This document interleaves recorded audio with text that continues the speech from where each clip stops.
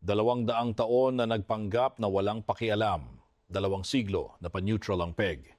Pero sa isang iglap, biglang nagising ang Sweden at binura ang lahat. Bilang feeling expert ninyong financial advisor dito sa Dunong Mundo, hihimayin natin hindi lang ang bakbakan, kundi kung paano nito binubutas ang bulsa ng macrofinance. Ang pagtalikod ng Sweden sa kanilang peaceful kuno na tradisyon ay isang silent move na ang ingay sa global markets at geopolitical stability. Ang galaw na ito ang nagpalabo sa paningin ng Russia sa langit ng Ukraine. Paano? Sa pamamagitan ng pag-export ng mga tech na pangmayaman na hindi lang nagpapakul sa labanan, kundi nagdidikta rin sa daloy ng pera sa defense sector. Ang bawat lipad sa himpapawid ay katumbas ng bilyon-bilyong dolyar na investment at paikot-ikot na pera sa ekonomiya.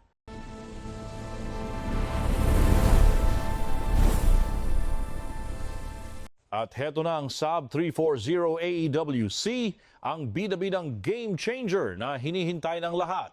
Sa mata ng macrofinance, itong Saab ay isang dambuhalang korporasyon na ang stock value ay sumasabay sa agos ng ganitong mga eksena. Ang eroplanong ito ay hindi lang basta laruang pandigma. Isa itong dambuhalang asset na nagpapalobo sa halaga ng defense stocks sa buong Europa. Kayang-kaya nitong mamboso hanggang 450 kilometro. Ginagawa nitong live map ang langit para sa mga mahilig sa chismis.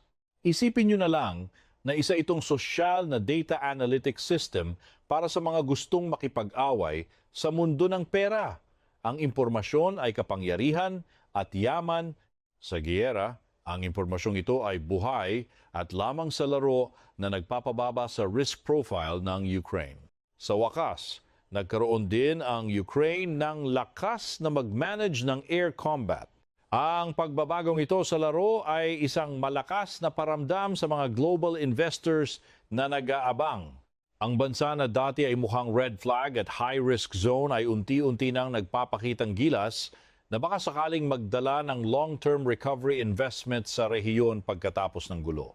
Ngayon, pag-usapan natin ang isang matinding suntok sa bulsa. Ang laban sa mga mumurahing drones. Ang paggamit ng milyon-milyong pisong missile para lang itumba ang isang drone na kasing presyo lang ng cellphone ay isang malaking financial disaster. Ito ang tinatawag nating asymmetrical warfare o sa madaling salita, lugi ka sa gastos. Dito na papasok ang Tridon Mark II system ng Sweden. Isang solusyong hindi lang pamporma, kundi tipid sulit pa.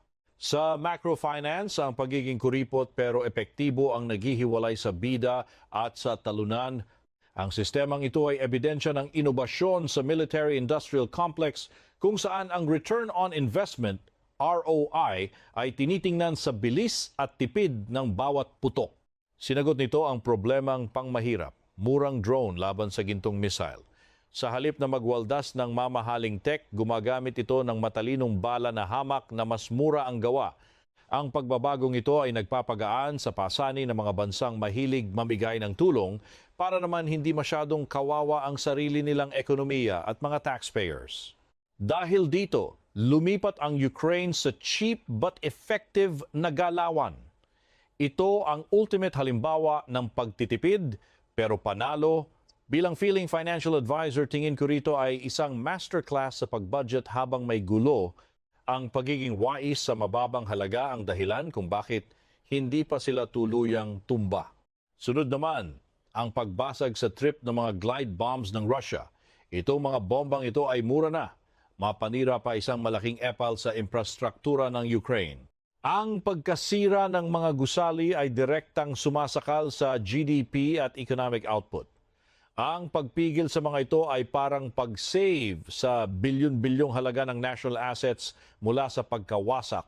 Galing talaga ng Russia gamit ang Su-34 bombers para maghulog ng bomba habang nagtatago sa labas ng range ng air defense.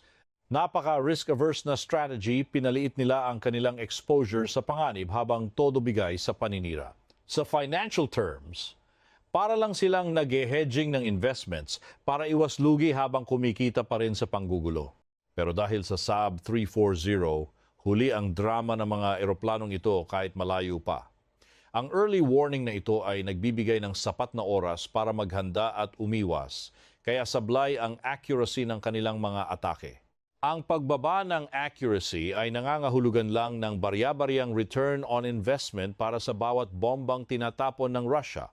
Ang resulta, ang Russian Air Force ay naipit at napilitang gumalaw sa kakarampot na espasyo. Ang pag-ipit na ito sa their operational space ay parang market squeeze lang.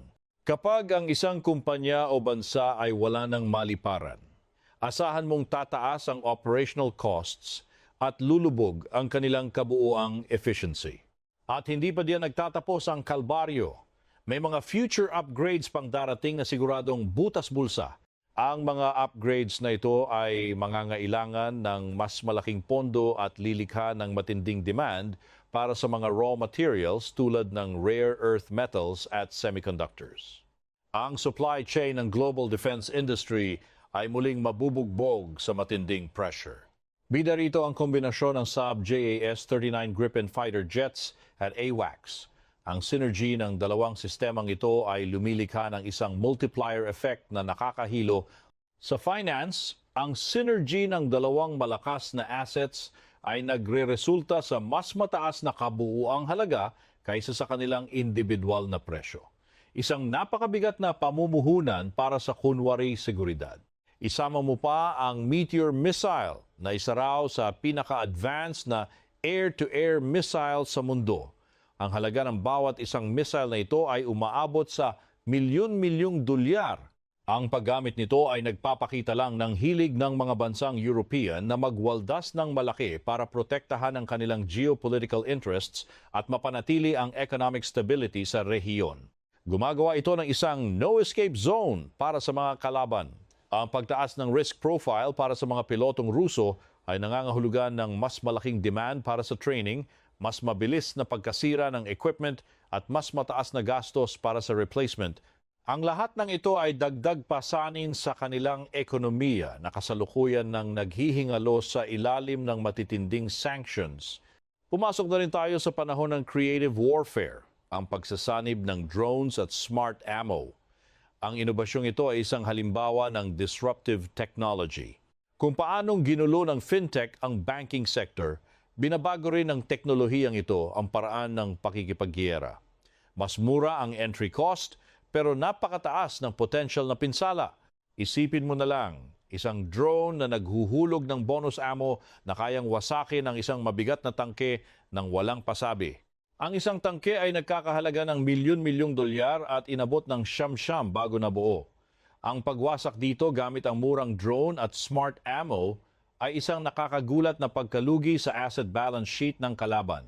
Sinisira nito ang mismong konsepto ng tradisyonal na artilerya.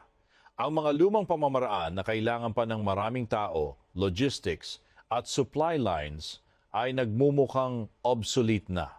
Sa pananaw ng macrofinance, ito ay isang malaking shift sa capital expenditure mula sa mabibigat na makinarya patungo sa software, sensors at precision engineering. Dahil sa mga henyong inobasyong ito, heto tayo at pinapanood ang pagguho ng mga air defense systems ng Russia na parang mga baraha. Ito na nga ang kanilang pinakaimportanteng panangga, hindi lang para sa mga sundalo nila, kundi pati na rin sa pagprotekta sa kanilang mga gintong itlog tulad ng oil refineries at industrial complexes. Kapag butas na ang payong, asahan mong basang-basa ang ekonomiya nila sa mga direktang atake. Ang pagkalusaw ng napakaraming S-400 at S-300 systems ay isang napakalaking financial blow na mas masakit pa sa breakup. Ang bawat isang unit ay nagkakahalaga ng daan-daang milyong dolyar pero ngayon naging abo na lang. Hindi ito parang bumbilya na mapapalitan agad sa kanto, lalo na't nakasakal ang Russia sa mga economic sanctions na nagpapabagal sa pag-import nila ng mga piyesang kailangan para makabangon. Ang pag-atake sa kanilang mga radar ay nagre-resulta sa tinatawag nating system blindness. Parang pinaglakad sila sa dilim ng walang flashlight. Kung bulag ang radar, kahit gaano pa kamahalang missile mo, dekorasyon na lang yan. Sa mundo ng finance, para itong mawala ng access sa real-time market data. Kapag ang isang investor o bansa ay nangangapa sa dilim, malaki ang posibilidad na puro maling desisyon ang gagawin nila na hahantong sa mas malubhang pagkalugi. Nagdudulot ito ng domino effect sa buong battlefield na parang mga utang na hindi na mabayaran. Ang pagkawala ng isang critical asset ay nagpapahina sa buong network nila. Sa macrofinance, ganito ang eksena kapag bumagsak ang isang dambuhalang bangko, may contagion effect na damay pati ang supply chain at nagpapabagal sa pangkalahatang economic momentum. Dahil dito, pumasok ang Russia sa isang malalim na dilema o sa madaling salita, nganga. Kailangan nilang mamili kung saang butas ilalagay ang natitira nilang depensa. Isa itong classic problem ng resource allocation sa ilalim ng matinding pressure. Bawat galaw ay may malaking opportunity cost na maaaring magresulta sa pagbagsak ng iba pang sektor ng kanilang operasyon. Kahit saan pa nila isalaksak ang their air defense, talo pa rin sila. Kung poprotektahan nila ang frontline, parang iniwan nilang nakabukas ang pinto ng kanilang mga pabrika at oil refineries para sa mga atake. Kung poprotektahan naman nila ang kanilang mga lungsod at industriya, durog naman ang kanilang mga tropa sa labanan. Isa itong lose-lose scenario na mabilis na sumisimot sa kanilang national reserves. Ang mas malaking sakit ng ulo ay ang kakulangan ng microchips at pagong na produksyon. Salamat sa global sanctions, naputol ang access ng Russia sa advanced technology, parang kinuha ang internet sa isang gamer. Ang supply chain bottleneck na ito ang pumipigil sa kanila na palitan ang mga kagamitang naging scrap metal na. Sa mundo ng finance, ang kawalan ng kakayahang mag-scale ng production ay malinaw na senyales ng systemic weakness. Ang lahat ng ito ay bahagi ng strategic strike ng Sweden na tila naglalaro ng 4D chess. Hindi lang sila basta nagbibigay ng armas, nagbibigay sila ng mga solusyon na bumabago sa calculus ng giyera. Ang pagpasok ng Sweden sa eksena ay nag-inject ng bagong capital at technological expertise sa defense sector ng Europe na lalong nagpapatibay sa posisyon ng buong rehiyon laban sa mga banta. Higit pa ito sa simpleng ayuda. Binago nila kung paano lumalaban ang Ukraine. Ang paglipat mula sa brute force patungo sa precision at efficiency ay isang paradigm shift. Bilang isang financial advisor, nakikita ko ito bilang isang upgrade mula sa isang outdated na business model patungo sa isang lean, agile at highly optimized na operasyon. At bilang isang napakalakas na flex, nagtayo pa sila ng pabrika ng bala sa mismong tapat ng border ng Russia. Isang matapang na hakbang na nagpapakita ng long-term commitment. Sa aspetong pinansyal, ang pagtatayo ng infrastructure sa isang high-risk zone ay nagpapakita ng napakataas na confidence level na hinding-hindi sila aatras. Nasa isang bonggang plot twist na tayo ng kasaysayan. Ang desisyon ng Sweden ay hindi lang basta-bastang political move. Isa itong malupit na pagyanig sa arkitektura ng global security. Dahil sa mga ganitong eksena, napipilitan ang mga bansa at dambuhalang korporasyon na i-update ang kanilang mga risk assessment at investment strategy para sa susunod na dekada dahil baka maiwan sila sa pansitan. Mula sa pagpapanggap na neutral sa loob ng 2 siglo, biglang naging key military player ang Sweden. Ang kanilang industriya ng depensa gaya ng Saab ay makakaranas ng growth na parang naka-steroids. Ang pagbuhos ng kapital sa research and development ng mga bagong teknolohiya ay hindi lang magpapalakas sa kanilang militar, kundi gagawin ding powerhouse ang buong ekonomiya ng bansa. Tuluyan nang nagbago ang meta ng digmaan. Hindi na ito tungkol sa kung sino ang may pinakamaraming sundalo o pinakamalaking tangke na parang luma ng pelikula. Ang labanan ngayon ay tungkol na sa kung sino ang may pinakamabilis na inobasyon, pinaka-efficient na supply chain, at syempre ang pinakamakapal na financial backing. Teknolohiya at pera na ang nagdidikta kung gaano kabilis at saan papunta ang gulo. Kasalukuyan nang nire-rewrite ang mga rules ng modernong digmaan. At sa bawat bagong rule, may mga bagong oportunidad at panganib na nag-aabang sa merkado. Bilang mga kunwaring eksperto sa macrofinance, kailangan nating magets na ang geopolitical stability ang pundasyon ng economic growth. Ano ang galaw dito ay may ripple effect na siguradong ramdam hanggang sa kalingkingan nating lahat. Pag-usapan natin ang financial cost ng pagiging loner versus may tropa. Ang pagiging neutral ay nangangailangan ng sandamakmak na pondo para sa self-defense dahil wala kang malalapitan kapag nabully ka. Sa pagpasok sa NATO, nakakuha ang Sweden ng collective security, kaya pwede na nilang i-optimize ang kanilang defense budget at i-divert ang pera sa ibang sektor na mas mapapakinabangan. Ang move na ito ay nag-trigger ng matinding surge sa European defense stocks. Ang mga kumpanya gaya ng Saab, BAE Systems at Rheinmetall ay biglang tumaas ang valuations na parang nanalo sa loto. Malinaw na indicator ito na ang mga investors ay nag-aabang ng mahabang panahon ng gastusan sa militar at modernization sa buong kontinente. Ang pagtaas ng demand para sa mga high-tech na armas ay nagbibigay ng matinding pressure sa global supply chains. Ang mga materyales gaya ng titanium, rare earth elements at advanced semiconductors ay nagiging mas mahalaga pa kaysa sa nararamdam mo. Ang pagkontrol sa mga supply chains na ito ang bagong anyo ng economic warfare sa pagitan ng mga bansang gustong maging bida habang nagpapakalakas ang mga magkakaalyado sa Europa, lalo namang nalulubog sa isolation ang ekonomiya ng Russia. Ang kakayahan nilang umangkat ng teknolohiya ay paubos na parang load sa cellphone. Napipilitan silang umasa sa mga alternatibong supplier na madalas ay hamak na mas mababa ang kalidad. Ang ganitong sitwasyon ay unti-unting pumapatay sa kanilang long-term economic competitiveness. Nakikita rin natin ang lumalaking papel ng private sector sa modernong bakbakan. Ang mga inobasyon ay hindi na lang galing sa mga boring na government labs, kundi sa mga tech startups at private defense contractors. Ang bilis ng inobasyon sa private sector ang nagpapabilis din sa ebolusyon ng mga sandata at taktika sa mismong battlefield na parang software update lang. Para sa Ukraine, ang mga advanced na armas na ito ay hindi lang pambili ng oras. Investment ito para sa kanilang kinabukasan. Ang pagpapanatili ng kanilang soberanya ang unang hakbang para sa post-war reconstruction. Ang mga bansang nagpapakitang gilas sa pagtulong ngayon ay ang mga parehong bansa na mamumuhunan sa muling pagbangon ng ekonomiya ng Ukraine kapag tapos na ang gulo.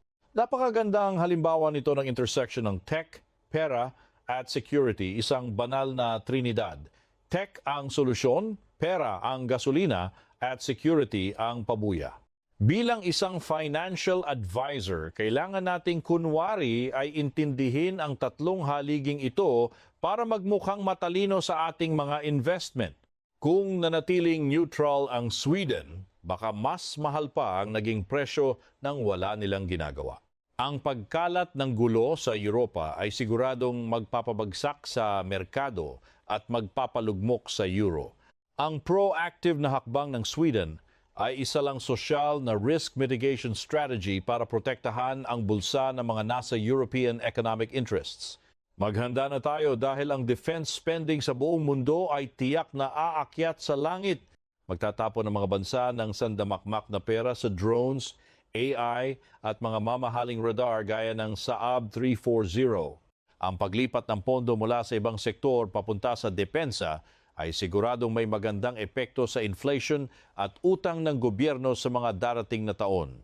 Ang bakbakan ngayon ay hindi na sa paramihan, kundi sa tinatawag na asymmetrical advantage. Isang maliit na inobasyon lang ang kailangan para mapahiya ang isang dambuhalang tradisyonal na puwersa. Ang konseptong ito ng disruption ay gasgas na sa mundo ng negosyo. At ngayon ay pinapanood nating nangyayari sa pinakamataas na antas ng geopolitical drama.